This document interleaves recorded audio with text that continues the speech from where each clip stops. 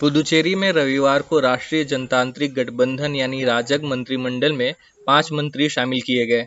मुख्यमंत्री एन रंगास्वामी के शपथ ग्रहण करने के करीब 2 महीने बाद नए मंत्रियों को कैबिनेट में शामिल किया गया है। उपराज्यपाल तमिलिसाई सौंदरराजन ने राजनिवास के सामने पांचों मंत्रियों को पद की शपथ दिलाई। शपथ लेने वाले मंत्रियों में ए नमः शिवाय, के लक्ष्मीनारायणन, डी दिज्या कुमार, चंद्रिका प्रियंका और ए के साई जे सरवन कुमार शामिल हैं। मंत्रियों के विभागों की अब तक घोषणा नहीं की गई है। कोरोना का डेल्टा प्लस वेरिएंट फेफड़ों में ज्यादा सक्रिय पाया गया है। इसका ऊतकों से काफी गहरा जुड़ाव मिला है। हालांकि स्वास्थ्य विशेषज्ञों का कहना है कि इससे गंभीर बीमारी होगी और यह ज्यादा संक्रामक होगा, यह अभी तक नहीं कहा जा सकता। वैक्सीनेशन पर राष्ट्रीय तकनीकी सलाहकार समूह के कोविड-19 कार्य समूह के प्रमुख डॉक्टर एन के अरोड़ा ने यह जानकारी दी है। भारत के बाहर भी कई देशों में कोरोना के डेल्टा वेरिएंट का प्रसार तेजी से बढ़ रहा है।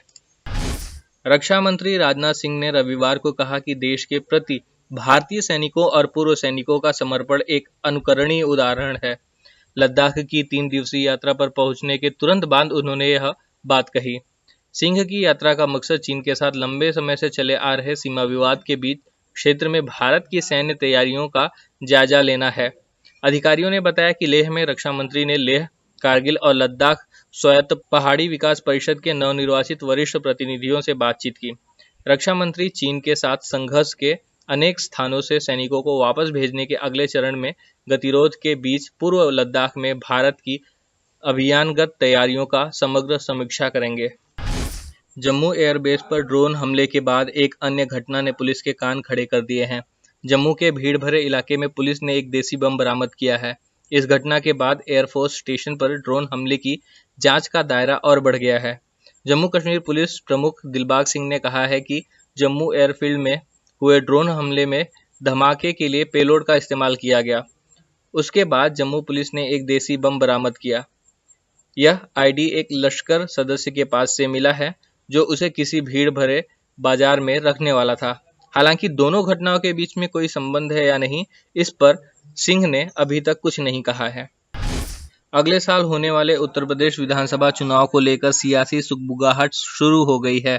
यूपी चुनाव में असदुद्दीन ओवैसी की पार्टी एआईएमआईएम भी चुनावी मैदान में नजर आएगी। एआईएमआईएम के अध्यक्ष और सांसद असदुद्दीन ओवैसी ने रविवार को यूपी चुनाव के सिलसिले में घोषणा करते हुए कहा कि उनकी पार्टी 100 सीटों पर अपना उम्मीदवार खड़ा करेगी। ओवैसी का फोकस अगले साल होने वाले यूपी विधानसभा चुनाव पर है। अब खबरें पाइए सबसे पहले हमारे मोबाइल न्यूज एप्लीकेशन पर। एंड्रॉइड या iOS प्लेटफॉर्म पर जाइए, HW न्यूज नेटवर्क को सर्च कीजिए, डाउनलोड कीजिए और अपनी सुविधानुसार भाषा का चयन कीजिए। खबरों की भीड़ में अपने काम की खबर पाते रहिए।